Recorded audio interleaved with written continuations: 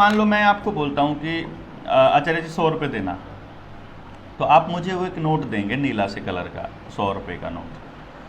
अब उसके ऊपर लिखा हुआ वो तो 100 रुपये नहीं है, वो तो 100 रुपये का नोट है, प्रोमिसरी नोट। तो जब सरकार से हमने ये पूछा कि आपका जो ये प्रोमिसरी नोट है ये किसके एवज में आपने हमको दिया है, इस पे लिखा हुआ है मैं धारक को 100 रुपये अदा करने का वचन देता हूं। तो इसकी रिसर्च में जब हम पहले गए तो 1968 से पहले का एक नोट हमारे हाथ में लगा 10 रुपये का, हमारे पास वो मोबाइल में है, मैं आपको दिखाऊंगा। उस नोट के ऊपर क्या लिखा हुआ है, I promise to pay the bearer on demand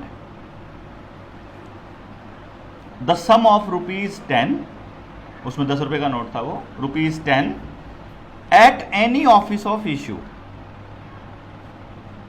यानी जहां से भी ये पैसे इश्यू होते हैं वहां से आप कभी भी जब आपका मन चाहे तब आप ले सकते हो, धारक के मांगे जाने पर। अब उन्होंने 1968 में ये काट दिया, eight any office of issue काट दिया, और ये ऑन डिमांड काट दिया, और प्रोमिसरी नोट को ऐसे रख दिया मैं धारक को 100 रुपये अदा करने का वचन देता। तो उससे पूछा गया कि ये 100 रुपये क्या हैं। तो जब वहाँ से जो रिप्लाई आए, पहले तो गोल मटोल रिप्लाई करने की कोशिश किया, फिर उन्होंने कहा कि आप जा कर के आर्काइव से निकाल सकते हो, फिर दिल्ली के अंदर लाइब्रेरी है, आरबीआई के सारे डॉक्यूमेंट वहाँ पर हैं, वहाँ से निकाल सकते हो। तो पुणे वाली आर्काइव और दिल्ली वाली आर्काइव दोनों से जब इनके दस्तावेजों की पड़ताल करके पूरे कागज़ वहाँ से जब लाए गए तो वहाँ से 2 कानून निकल कर के आए। एक आया कॉइनेज एक्ट 1906 और दूसरा आया पेपर करेंसी एक्ट 1882 और साथ में आईपीसी जो 1860 का है। ये इस तीनों से जो निष्कर्ष निकला, इन तीनों में जो इस पेपर करेंसी के बारे में, इस कॉइनेज की, इस कॉइन के बारे में जो लिखा हुआ है, उसमें सबसे पहली चीज़ कॉइनेज एक्ट 1906 की लिखी हुई है कि जब भी हमारा जो 1 रुपया है, जब भी नोट छापेगा रिजर्व बैंक, यानी कि जैसे ये रुपया है, इसको हम करेंसी नोट बोलते हैं, ये 1 रुपये का नोट है, इसके ऊपर भारत सरकार लिखा हुआ है, इसके ऊपर वो नहीं लिखा हुआ रिजर्व बैंक। जो इससे ऊपर का कोई भी नोट होगा उसके ऊपर भारतीय रिजर्व बैंक लिखा है, 2 रुपये का है, 100 रुपये का, जो भी है, 1 से ऊपर का भारतीय रिजर्व बैंक, और इस पे ये 1 रुपया। अब रुपये के भी बहुत सारे ट्रेंड हैं, रुपये का भी बहुत सारा खेल है। अब मान लीजिए 1 रुपया तो ये है जो 1 रुपया कागज वाला है, 1 रुपया ये है जो 1900 ये कब का है, 2009 का है 1 रुपया। फिर 1 रुपया ये है 1 रुपी इंडिया 1891, ये भी 1 रुपया है 1891 का, और ये लिखा हुआ है 1 रुपी इंडिया 1942। अब इन सब पे 1 रुपया लिखा हुआ है, आप देखेंगे तो ठीक है, 1891 वाले पे भी, 1942 वाले पे भी। तो जब हम इन चारों रुपयों को जब हम बैंक में लेकर के जाते हैं तो बैंक इनको 4 रुपये में कंसिडर करता है, इसको भी 1 रुपये में, इसको भी 1 रुपये में, इसको भी 1 रुपये में, इसको भी 1 रुपये में। और यही सुप्रीम कोर्ट के अंदर जब वर्मा जी हमारे लेकर के जाते हैं तो जस्टिस ए के पंथा और योगेश्वर दत्त, पता नहीं क्या नाम था उनका, है ना, ऐसा ही कुछ, तो उनकी खंडपीठ के पास जब वो लेकर के गए तो उनके पास उन्होंने जब पूछा भाई हमारे इन रुपयों में फ़र्क क्यों है, हमको ये बताओ।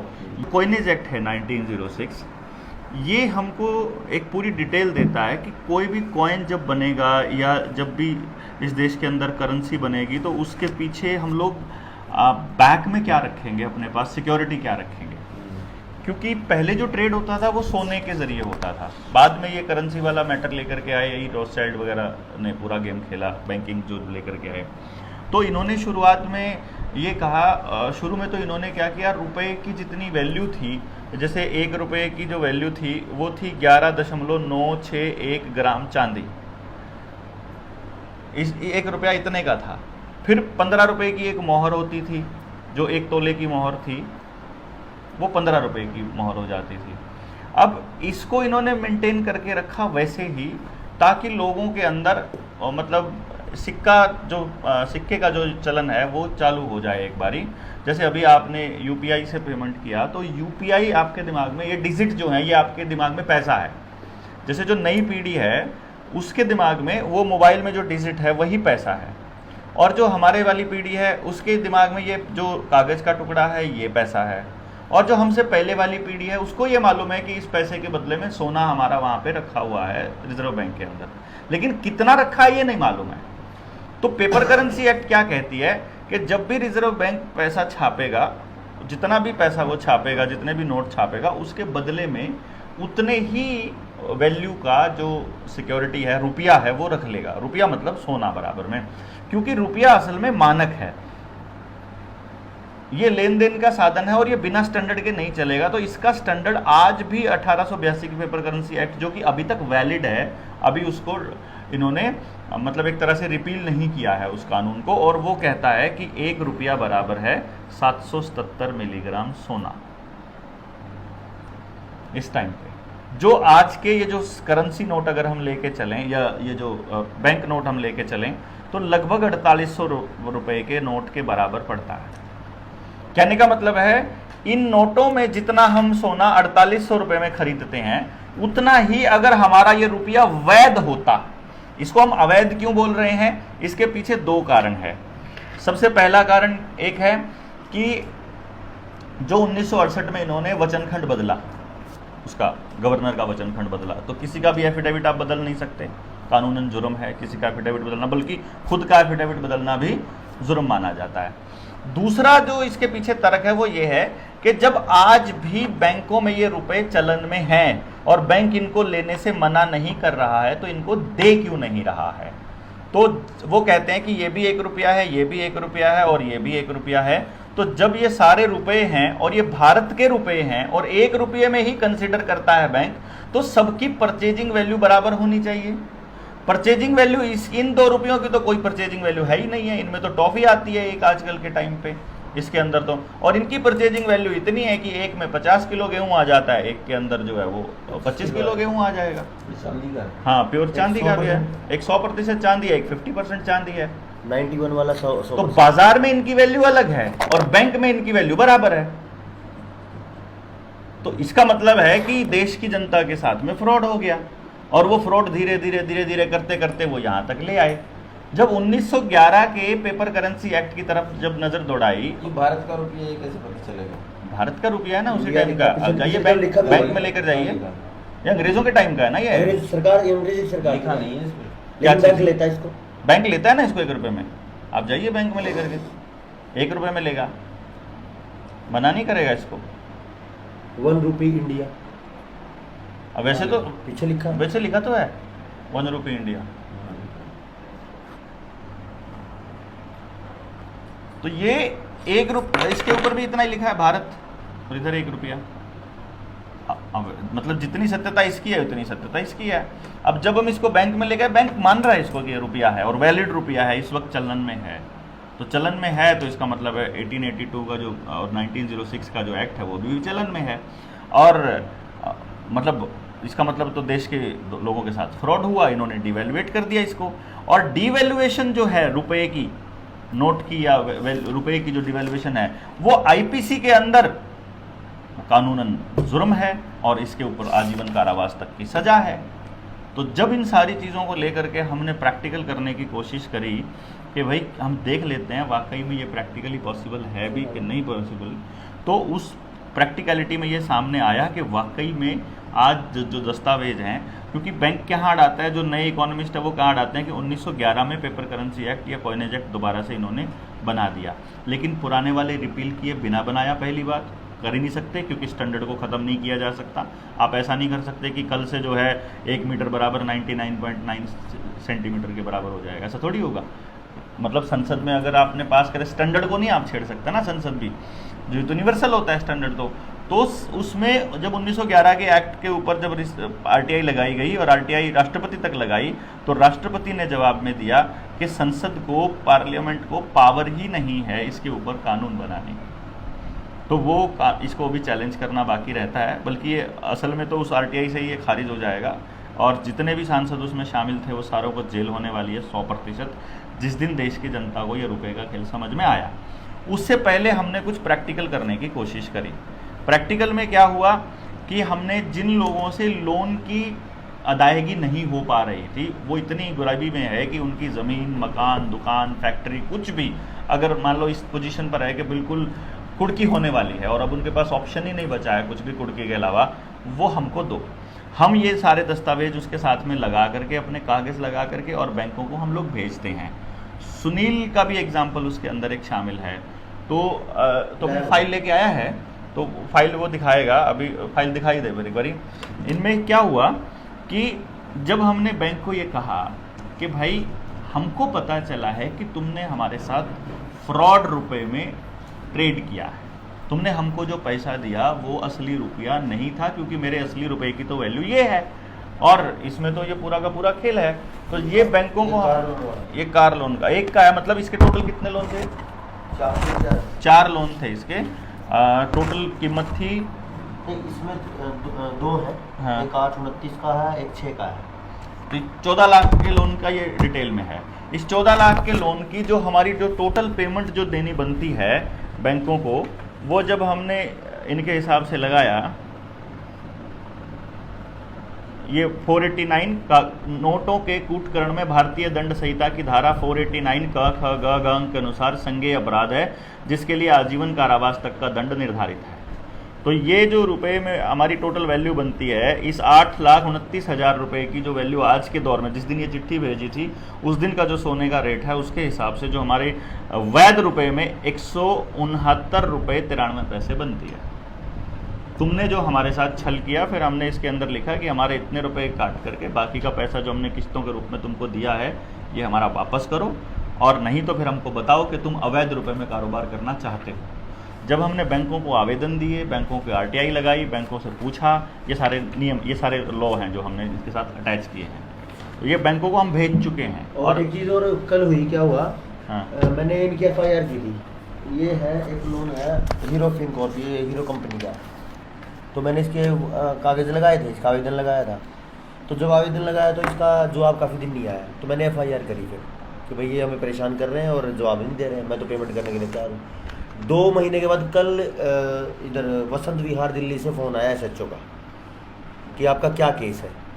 मैंने उनको बोला कि ये बैंकों का फ्रॉड का केस है, कि 420 के केस में फंस रहे हैं, वो हमें डिवैल्यूएटेड करेंसी पे लेन देन कर रहे हैं, और मैं तो भारत के कानून को मानने वाला हूँ, तो मैं तो फ्रॉड करेंसी पे लेन देन नहीं करूँगा। तो काफ़ी देर बहस करने के बाद वो बोला कि भाई ठीक है, तेरे को जो करना है कर, कोर्ट में चला जा, और जैसा मेरे पास जवाब बनता है मैं दे देता हूँ। यानी उनको भी पता नहीं है इस मामले का। तो मैंने उनको यही बोला कि जो आपके तरफ से जो जवाब बन रहा है वो लिख के दो, तो मैं आगे की कार्रवाई अपने आप करूँगा फिर। यानी पहले हम सिविल सूट में जाएंगे, आवेदन कर रहे हैं, भाई बता दो, हम पेमेंट कर ले लो, और जब वो सिविल सूट से नहीं मान रहे तो फिर क्रिमिनल सूट में जाएंगे, क्योंकि 420 में फंस रहे हो। बैंक हमारे साथ 420 कर रहे हैं, ये हम उनको बोल चुके हैं, और बैंक इस बात को मानता है, क्योंकि जब ये चिट्ठी, जब तक हमने बैंक को नहीं भेजी थी, सुनील ने नहीं भेजी थी, तब तक बैंक वाले रोज़ तो इनको फ़ोन की, मेरे साथ ही गाड़ी में हम लोग साथ रहते थे, पूरे हरियाणा में घूम रहे थे, तो 24 घंटे तो उनका फ़ोन आना, कभी एक लोन के लिए, कभी दूसरे लोन के लिए। अब हम लोग समाज का काम कर रहे हैं, तो फिर कमाई कब करेंगे, तो वो ऑब्वियसली सारा का सारा बैठ गया। लेकिन फिर बाद में हमारे पास ये दस्तावेज सारे के सारे हाथ आ गए। दस्तावेज हाथ आने के बाद हमने फिर इसका प्रैक्टिकल कि चलो कर ही लेते हैं, और उनको बोल दिया कि भाई ठीक है, हम देना चाहते हैं, आप हमारे को ये हमारे सवालों का जवाब दे दो। जैसे ही चिट्ठी बैंक के पास जाती है, मतलब बैंक का फ़ोन डे 1 ही आना बंद हो जाता है। मतलब रिकवरी वालों के पास खबर पहुंच गई, इसका मतलब आराम से उसी दिन उसी टाइम पहुंच गई कि इसको फ़ोन नहीं करना, बाकी किसी को भी फ़ोन कर लो। और तेरा कागज़ भी उल्टे आ गए थे। कौन सा कागज? नहीं, कागज तो नहीं आया। एक और था, ये दूसरा केस जो है इसका, मेरा एक बिजनेस लोन का है। उसमें सबसे बड़ी कमाल की बात ये हुई, पहले जो धमकी देता था बैंक वाले, वो प्यार से बात करने लगे। तो मैंने उनको मैसेज किया कि भाई साहब, अगर बात पर्सनल होती तो विषय अलग था, बात बैंकिंग सिस्टम की है जो डॉक्यूमेंट बेस्ड है। मेरे पूरे घर की और ज़मीन के पेपर आपके पास हैं, यानी आप टोटल सिक्योरिटी में हो, क्योंकि मेरे को देने तो 9 लाख रुपए हैं, और मेरी जो प्रॉपर्टी की वैल्यू है वो 19-20 लाख रुपए के आसपास है। यानी मैंने उनको बोला कि आपकी टोटल सिक्योरिटी में नीलामी करवा दो, करवा सकते हो तो मैं तैयार हूँ, अगर हिम्मत है तो करवा दो। लेकिन मैंने कुछ सवाल पूछे बैंक से, यानी सिस्टम से, पर्सनल मैटर नहीं है अपना कुछ भी। तो बैंक तो डॉक्यूमेंट बेस्ड काम करता है, मैं भी डॉक्यूमेंट का जवाब डॉक्यूमेंट्स में ही चाहता हूँ, और साफ साफ लिखा है कि मैं आपकी शर्तों पर ही कर्ज की अदायगी करूँगा, केवल जवाब दे दो। अभी तक इसका कोई जवाब नहीं आया। अब बोल रहे कि यार मिल ले एक बार, जो पहले धमकी देता था बोल रहे मिल ले यार एक बार, कि बैंक मैनेजर है। अब ये सेटलमेंट की बात करेगा, मैं सेटलमेंट करूँ, क्यों करूँगा? सेटलमेंट कर लूँ कितने में भी, या 0 पे करूँ? तो वो तो फिर वो सिविल को तो वहीं वो जाना है। एनपीए करेगा उसको। सिविल खत्म होने वाला है तो सेटलमेंट में भी करेगा, और न ये हम इस तरीके से जाएंगे तो भी करेगा। तो हम कानून के हिसाब से जाएंगे। लेकिन कानून जब जो ये कहता है- कोर्ट में कवर होगा, एक बहुत बड़ा जो डेवलपमेंट अपना हुआ है जनता सरकार मोर्चा का, वो ये हुआ है कि किसी का भी कितना ही बड़ा लोन है अगर, तो उस लोन की अदायगी को हम लोग कर रहे हैं। अगर आपने एक किस्त भी अगर अदा की हुई है तो, नहीं अगर भी की है एक तो- किस्त भी नहीं भी दी हुई है तो छोटे मोटे अमाउंट का क्या 8 लाख रुपए के 125 रुपये देना तो हमारे लिए भी कोई बड़ी बात नहीं है। हम क्या कर रहे हैं, हम बैंक को सिर्फ चिट्ठी ये लिख रहे हैं कि तुम्हारा जितना रुपया बनता है उस रुपये के हिसाब से जितनी उसकी परचेजिंग पावर है उतनी ही परचेजिंग पावर हमारे वैध रुपए की इतनी रुपए की बनती है। तो आप लोग हमारे खाते से इतना रुपया काट लीजिए, हम उसका चेक भेज रहे हैं, बाकी एक भी रुपया उसमें से काटने की ज़रूरत नहीं है। और जब तक हमारा ये मसला सॉल्व नहीं हो जाता, जब तक बैंक इसका जवाब नहीं दे देता हमारे अकाउंट में से एक भी पैसा काटा तो तुम लोगों के ऊपर हम लोग कानूनी कार्रवाई करेंगे। सिंपल। उसके बाद फिर बैंक ना तो पैसा काटता है, ना ही उसके बाद फिर कोई और कार्रवाई, फिर तो पुलिस की कार्रवाई, फिर धारा 80 का नोटिस, फिर दूसरी आरटीआई जो एफआईआर वो सब चलती हैं, फिर कागजी कार्रवाई। हमारा ज़मींदार या हमारा जो आम जो नागरिक है देश का, वो कहाँ फंसता है इस बैंकिंग सिस्टम के आगे कि जब बैंक वालों का फ़ोन आता है, एक तो वो डर जाता है कि पड़ोसी क्या कहेंगे, मतलब इज्जत बेइज्जती वाला जो पंगा है। दूसरा, उसको समझ नहीं है कि बोलना क्या है उनके आगे। और तीसरा, वो बैंक मैनेजर से जाके पर्सनल मिल लेता है। मतलब क्या करता है कि बैंक मैनेजर ने एक नोटिस दिया बंदे को, अब उसने क्या किया कि तुम्हारा इतनी किस्तें, तुम्हारी 3 किस्तें जो है वो टूट चुकी हैं, अब तुमको नोटिस भेज रहे हैं, या तो करवा दो नहीं तो तुम्हारा जो अकाउंट है वो एनपीए हो जाएगा। वो बंदा आकर के बैंक मैनेजर से मिल लेता है, बैंक मैनेजर को वो समझा देता है कि मेरा अभी नहीं है, मैं अगले महीने दे दूंगा। बैंक मैनेजर उसको फिर महीने भर का समय दे देता है। बैंक मैनेजर फिर से दूसरा नोटिस भेज देता है, वो फिर आके मिल लेता है, वो फिर समय ले लेता है। ऐसा करके वो साल 6 महीने निकाल देता है ऐसे ही। अब वो बैंक मैनेजर को कुछ भी लिखित में नहीं देता, हमारे वाला बंदा। बैंक मैनेजर सब कुछ लिखित में दे रहा है, पहला नोटिस भी, दूसरा नोटिस भी, तीसरा नोटिस भी। तो जब बैंक मैनेजर जाकर के कोर्ट में खड़ा होता है, बैंक जब कोर्ट में खड़ा होगा तो कोर्ट में दस्तावेज बैंक की तरफ से मिलते हैं, हमारी तरफ से एक भी दस्तावेज मिलता नहीं है। तो जो मालिक है, जो जमीन का मालिक है, उसके पास तो कोई कागज नहीं होता है। तो यहाँ पे फंसता है पहले नंबर पे, तो लिखित कार्रवाई नहीं करते हैं। दूसरी जहाँ फंसता है वो ये है कि अब सरफेसी एक्ट आ गया है। सरफेसी एक्ट के अंदर डीसी को परमिशन दे दी, डीसी को ये पावर दे दी गई है कि वो महीने 2 महीने के अंदर अंदर आपकी ज़मीन की कुर्की के आदेश दे सकता है। तो बैंक वहाँ पहुँचती, क्योंकि क्या होता है कि गूगल पे कितना सर्च हो रहा है, लोग कितने वीडियोस देख रहे हैं और कितने शब्द इस्तेमाल हो रहे हैं, आर्टिफिशियल इंटेलिजेंस उनको पूरा जानकारी दे रहे हैं कि रुपए के ऊपर देश में जागृति आ रही है, लोग बात करने लगे हैं। तो वो अब धीरे धीरे इस रुपए को गायब करके डिजिटल करेंसी लाने की फिराक में है। सीबीडीसी, ई रुपया जो लेके आने हैं, सीबीडीसी के जल्दी से जो है आपके पास से ये जो करेंसी नोट है ये खत्म हो जाए।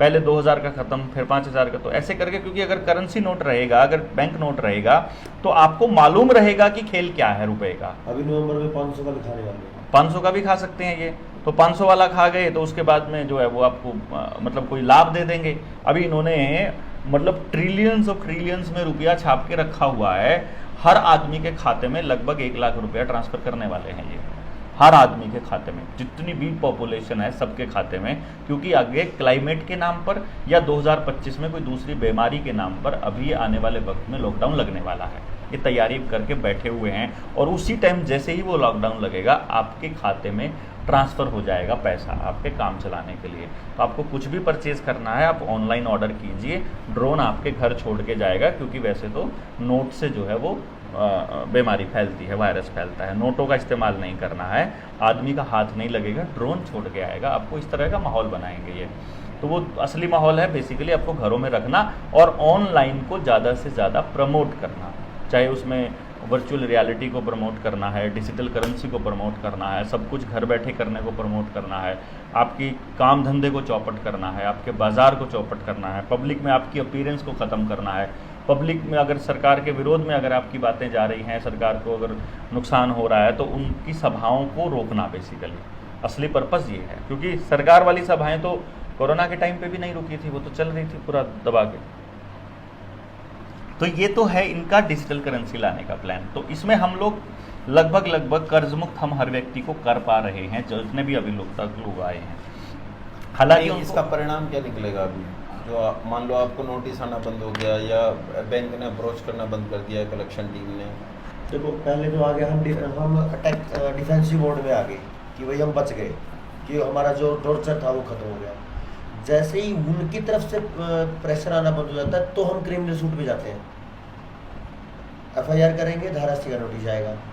क्रिमिनल सूट पे जैसे ही उसकी सुनवाई होगी तो फिर वो निकल के आएगा कि भाई ऐसा काम क्या है, तो फिर वो फंसते हैं कि ये डिवेल्यूशन ऑफ द करेंसी का काम कर रहे हैं, पुट करने की बात कर रहे हैं, तो फिर 420 के केस में फंसता है बैंक, फिर कोर्ट में बात आएगी। हमारे को NOC मिलेगी 100%, लेकिन वो मिलेगी का किसी केस में मिली है? नहीं मिलेगी। मैं बता रहा हूँ अभी इसलिए नहीं मिलेगी क्योंकि अगर 1-2 केसेस होते हैं तो बैंक को जो कोर्ट है वो स्पेशल निर्देश देता है। हमने 1-2 केसेस किए थे जो बड़े लेवल पर पहुंच गए। 2017 में हमने एक एग्जाम्पलरी कोर्ट केस करने की कोशिश की थी, बोलेरो गाड़ी का एक केस था 6 लाख रुपए का।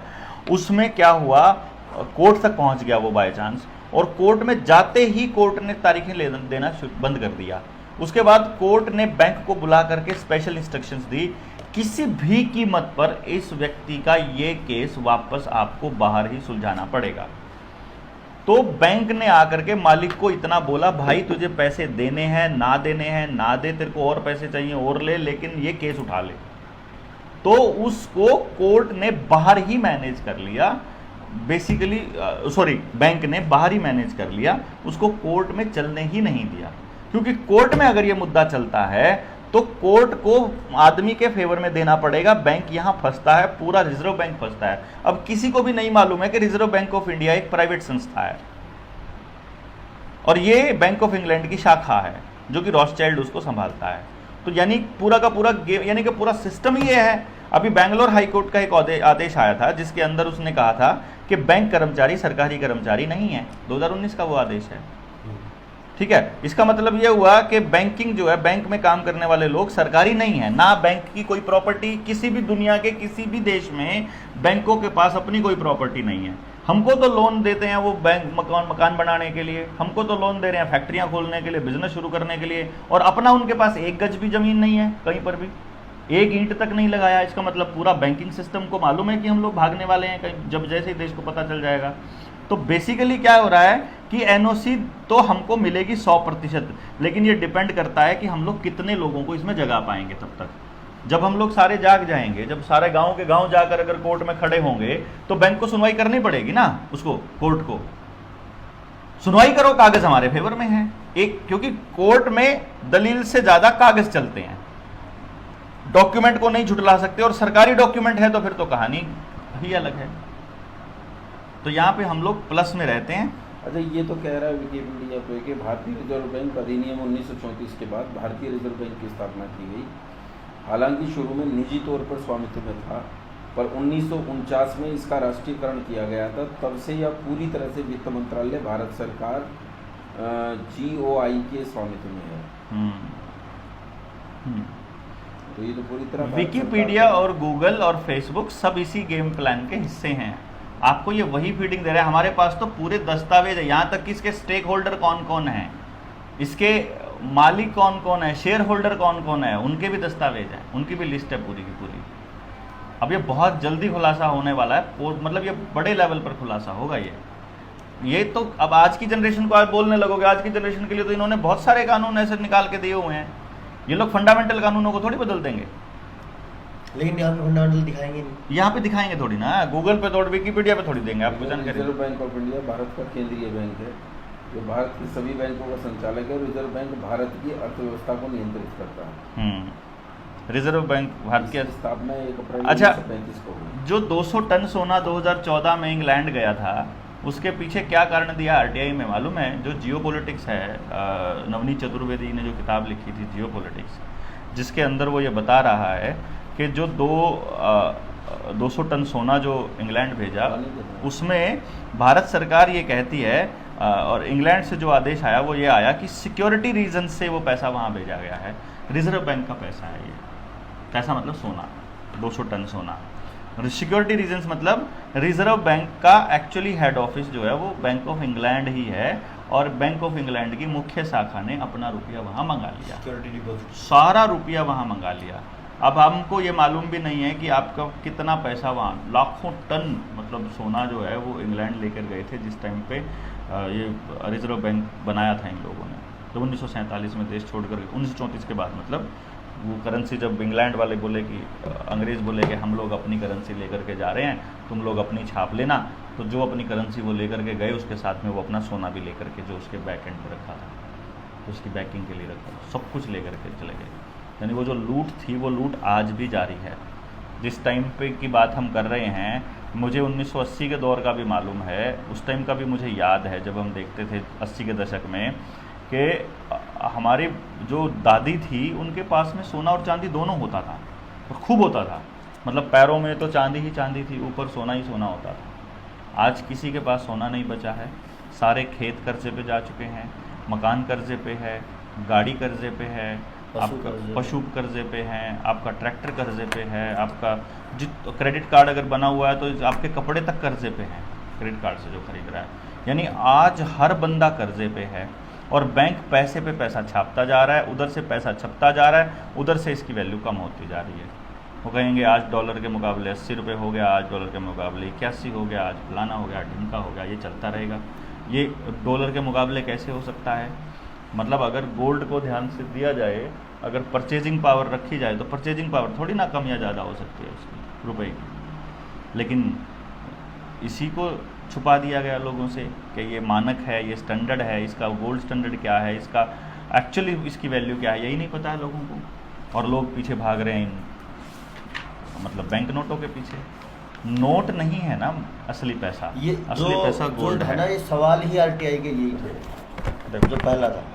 फाइनेंस कंपनी जिस रुपए के लेन देन की बात करती है उस रुपए की धातु मानक स्टैंडर्ड क्या है, कोई जवाब ही नहीं है।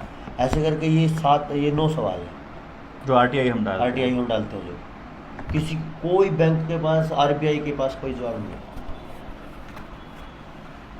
तो इसमें अभी आपको क्या करना है, अभी अगर आपको ये लगता है कि इसके ऊपर कुछ प्रैक्टिकली किया जा सकता है, तो जितने अपने लोग हैं, जितने भी अपने सर्कल में हैं, जहाँ भी हैं पूरे इंडिया में जहाँ लोग हैं, उन सबको एक ही खबर करनी है कि भाई कोई ऐसा बंदा अगर आपको लगे समाज के अंदर जो अपने समाज का है और नेक अच्छा आदमी है और वो कर्जदार है और उससे कर्ज का भुगतान नहीं हो रहा।